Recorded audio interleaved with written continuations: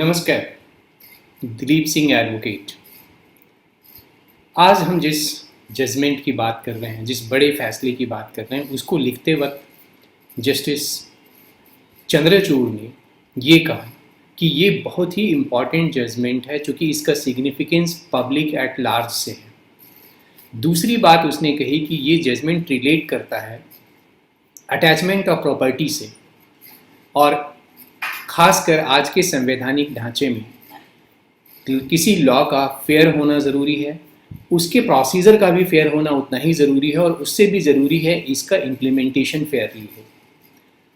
और इस जजमेंट में जो एक बात कही गई, जिसको एग्जामिन किया गया, वो ये था कि क्या कोर्ट को, हाई कोर्ट को अपना रिट जुरिस्डिक्शन को इंटरटेन करना चाहिए, कोई का इस्तेमाल करना चाहिए अगर कोई इफिकेशियस अल्टरनेट रेमेडी अवेलेबल है उस एक्ट में, जिस एक्ट के तहत किसी राइट का वायलेशन हुआ है। तो इन सब क्वेश्चंस को जिस जजमेंट में डील किया गया, वो 20 अप्रैल 2021 को पास किया गया डिवीज़न बेंच के द्वारा, और उस डिवीज़न बेंच में जस्टिस डी.वाई. चंद्रचूड़ थे और जस्टिस एम.आर. शाह थे। इस जजमेंट को लिखा है जस्टिस चंद्रचूड़ ने, और बहुत ही बढ़िया लिखा हुआ जजमेंट है, क्योंकि आप सभी जानते हैं कि जस्टिस चंद्रचूड़ जो जजमेंट लिखते हैं वो बेसिकली एक रिसर्च पेपर लिखने का अप्रोच होता है, जिसमें क्लासीफाई करते हैं अलग अलग पार्ट में पूरे जजमेंट को, और उसके बाद अपनी फाइंडिंग देते हैं। केस का नाम है Messrs Radha Krishna industries versus state of Himachal Pradesh. 28 अक्टूबर 2020 को joint commissioner state tax and excise department एक प्रोविजनल अटैचमेंट ऑर्डर पास करता है राधा कृष्ण इंडस्ट्रीज़ के जो कस्टमर्स होते हैं और जिनसे पैसा आना होता है राधा कृष्ण इंडस्ट्रीज़ को, उनके बैंक अकाउंट को अटैच किया जाता है प्रोविजनल अटैचमेंट के द्वारा, और जितना पैसा राधा कृष्ण इंडस्ट्रीज़ को उनसे आना होता है। राधा कृष्ण इंडस्ट्रीज़ इस प्रोविजनल अटैचमेंट को चैलेंज करती है, क्योंकि ये अटैचमेंट ऑर्डर जो जॉइंट कमिश्नर ने पास किया था, उसके पीछे उसका ये कहना है कि जो लॉज हैं, टैक्स लॉज हैं, उनका वायलेशन हुआ है। हाई कोर्ट इस रिट पिटीशन फाइल होता है high court, Himachal Pradesh high court में, और वो उसको इंटरटेन नहीं करती है और डिसमिस कर देती है, ये कह के कि ऑल्टरनेट इफिकेशियस रेमेडी अवेलेबल है पिटिशनर के पास, और उसको अवेल करना चाहिए। उस टैक्स एक्ट के तहत जो प्रोविज़न है उसमें जाना चाहिए अपील में, ना कि आपको रिट जुरिस्डिक्शन में आना चाहिए। तो सुप्रीम कोर्ट के पास जो सबसे पहला बड़ा सवाल था वो ये कि क्या हाई कोर्ट ने ये सही किया कि रिट जुरिस्डिक्शन में इस अटैचमेंट ऑर्डर के खिलाफ जो रिट कोर्ट के पास अप्रोच किया था पिटिशनर ने, वो रिट जुरिस्डिक्शन इंटरटेन नहीं किया, एक्सरसाइज नहीं किया, और उस पिटीशन को डिसमिस कर दिया। फिर दूसरा जो सवाल था वो ये था कि क्या जो अटैचमेंट ऑर्डर पास हुआ है वो वैलिड है अपने आप में, जो पैरामीटर्स लॉ में फिक्स किए हुए हैं उसको पालन करते हुए, उसको फॉलो करते हुए पास किया है, और विद इन ज्यूरिसडिक्शन है उस ऑफिसर के जिसने ये पास किया है। तो इन दोनों सवालों में जो सबसे पहला सवाल था कि क्या हाई कोर्ट ने सही किया कि वो रिट जुरिस्डिक्शन में इंटरटेन नहीं किया इस पिटीशन को, जिसमें प्रोविजनल अटैचमेंट ऑर्डर चैलेंज किया गया था। हाई कोर्ट ने, चूँकि जो ये सवाल है कोई पहली बार नहीं है, बहुत सारे जजमेंट्स हैं जिसमें इस तरह के ऑल्टरनेट रेमेडी के क्वेश्चंस आए, और सुप्रीम कोर्ट ने कई जजमेंट में इसको बहुत डिटेल डिस्कस किया और अपना फैसला दिया है। तो सुप्रीम कोर्ट ने, जस्टिस चंद्रचूड़ ने, उन सारे जजमेंट्स को, जो इम्पॉर्टेंट जजमेंट्स थे, उनको एक एक करके डील किया है, और उसके बाद कंक्लूड किया, कई पॉइंट्स बनाए, और एक एक करके मैं आपके सामने उसको डिस्कस करूँगा। तो जो इम्पॉर्टेंट जजमेंट सुप्रीम कोर्ट के हैं जिनको जस्टिस चंद्रचूड़ ने डील किया, उसमें हैं पहला assistant commissioner city Kakinada versus Glaxo Smith Kline consumer limited. ये 2020 का जजमेंट है। इसका साइटेशन है AIR 2020 सुप्रीम कोर्ट 2849। दूसरा इम्पॉर्टेंट जजमेंट जिसको सुप्रीम कोर्ट ने डील किया है इसमें ऑल्टरनेटिव रेमेडी के विषय रिट जुडिक्शन को देखते हुए, वो है Whirlpool corporation versus registrar of trade marks Mumbai. ये 1998 वॉल्यूम 8 SCC 1। सबसे पहली चीज़ जो सुप्रीम कोर्ट ने ये कहा कि rule of exclusion of writ jurisdiction जो है, जो एक ये डिस्क्रिशनरी है, ये रूल ऑफ कंपल्सन नहीं है।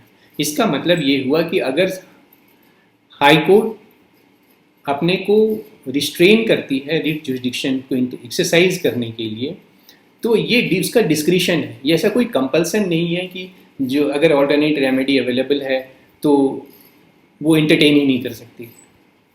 तो पहला तो चीज़ उन्होंने ये कहा।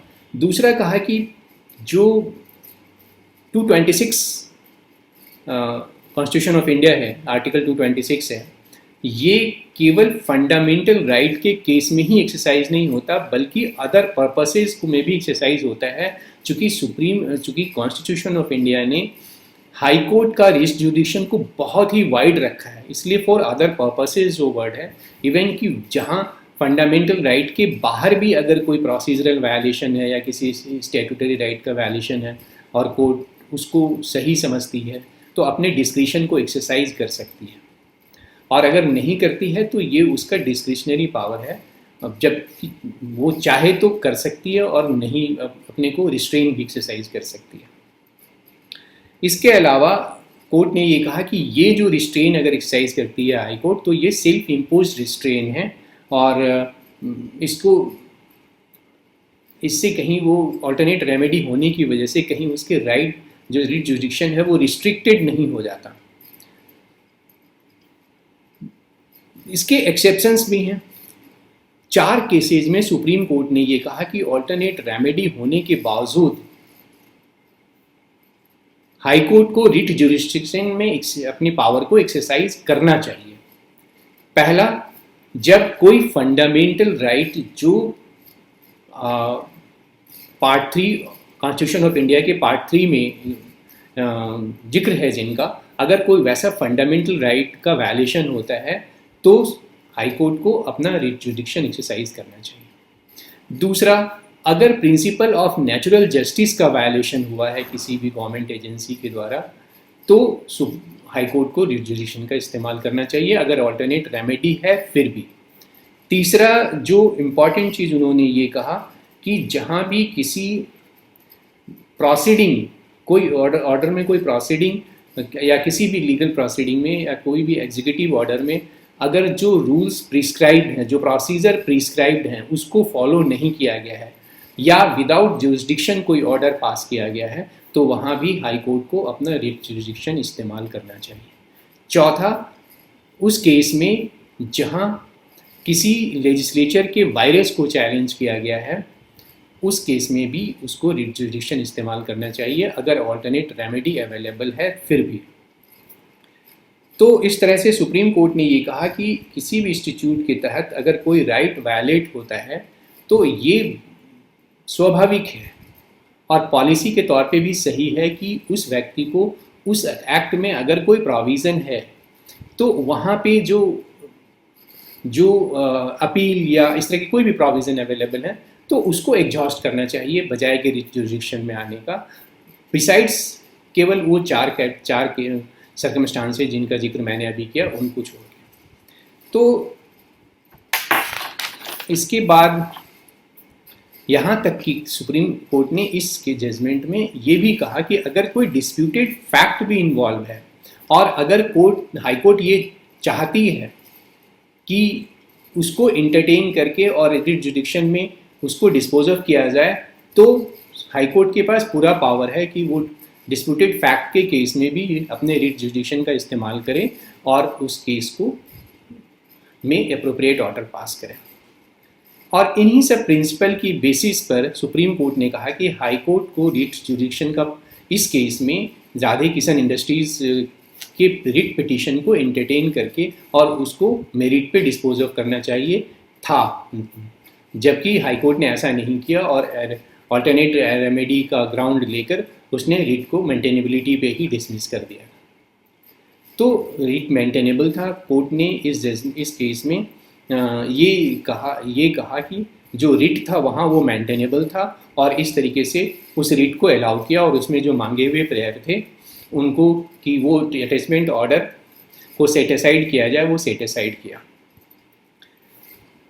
प्रोविजनल ऑर्डर को सेट असाइड करने के पीछे जो कोर्ट की रीजनिंग थी उसमें 2-3 बातें महत्वपूर्ण थी। सबसे पहला उन्होंने ये कहा कि जो प्रोविजनल ऑर्डर है वो एक इंटरिम ऑर्डर होता है, और उसको पास करने के पहले जो ऑफिसर पास कर रहा होता है उसकी सबसे पहले जिम्मेवारी होती है कि वो अपना ओपिनियन फ्रेम करे, और वो ओपिनियन फ्रेम करे उन मटेरियल की बेसिस पर जो उसके सामने है। और अगर वो सेटिस्फाइड है, जैसे इस केस में अगर वो ऑफिसर सेटिस्फाइड था कि बगैर प्रोविजनल अटैचमेंट पास किए सरकार को होने वाले रेवेन्यू लॉस को नहीं रोका जा सकता, तभी उसे ये प्रोविजनल ऑर्डर पास करना चाहिए था। और यहाँ पे एक बात और कही गई कि जो प्रोविजनल ऑर्डर में उन्होंने अटैच किया, बैंक अकाउंट अटैच किया, जो कि बहुत ही ड्रैकोनियन अप्रोच हो गया। इसके बजाय उसको प्रॉपर्टी अटैचमेंट की सोचनी चाहिए, क्योंकि बैंक अकाउंट अटैच करने से क्या होता है कि बिजनेस ही रुक जाता है। जो बहुत सारे इसेंशियल पेमेंट्स होते हैं, जो चाहे सैलरी देना है, ये सब सारी चीज़ें रुक जाती हैं। और इस केस में ना केवल राधा कृष्ण इंडस्ट्रीज़ का, बल्कि उसके कस्टमर्स का जिनके पास से पैसा आना था उस अकाउंट को भी अटैच कर दिया गया था। तो ये बहुत ही ड्रैकोनियन अप्रोच था, और कोर्ट ऑफिसर को सबसे पहले सेटिस्फाई होना चाहिए था कि क्या ये इतना ज़रूरी है कि इसको अगर नहीं किया गया तो रेवेन्यू लॉस को रोका नहीं जा सकता। तो इन सब चीज़ों को टोटलिटी में देखते हुए सुप्रीम कोर्ट ने ये कहा कि जो रिट फाइल हुआ पहला, कि रिट मेंटेनेबल था, और हाई कोर्ट को रिट जुरिस्डिक्शन को एक्सरसाइज करना चाहिए था। और दूसरा, जो अटैचमेंट ऑर्डर पास हुआ था वो अटैचमेंट ऑर्डर गलत था, इसलिए उसको सेट असाइड किया, और अपने ऑर्डर से उस अटैचमेंट ऑर्डर को सेट असाइड किया, और उसके जो रिट में प्रेयर था उनको अलाउ किया।